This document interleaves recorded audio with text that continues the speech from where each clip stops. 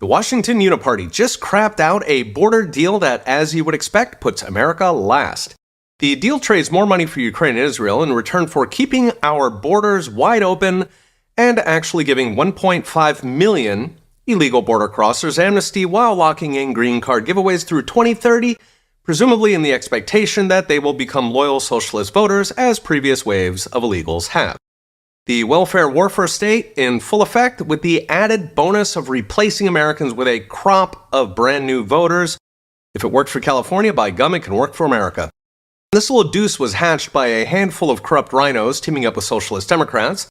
As always, when you hear the word bipartisan in Washington, that means the corrupt Uniparty is coming for you.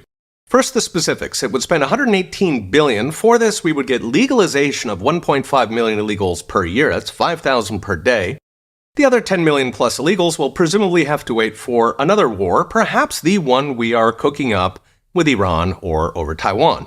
It hands $2.3 billion immediately to the non-government organizations that are making a mint importing welfare cases to every nook and cranny of America, because Democrats do know who brought them to the party.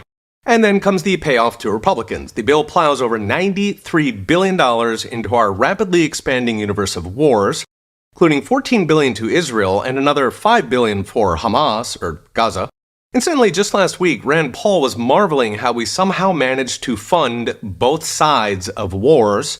So there you go. Beyond Hamas, the sellout leaves no war behind, with $5 billion going to gin up a war with China. They're already moving weapons to Australia in preparation. And $2.3 billion for the Red Sea, which is used by European and Chinese ships, but not by American ships. Somehow, though, we must pay. Finally, a crisp $60 billion for Ukraine's lost cause, so Zelensky can continue sending the flower of Ukraine's youth to die in his pointless meat grinder.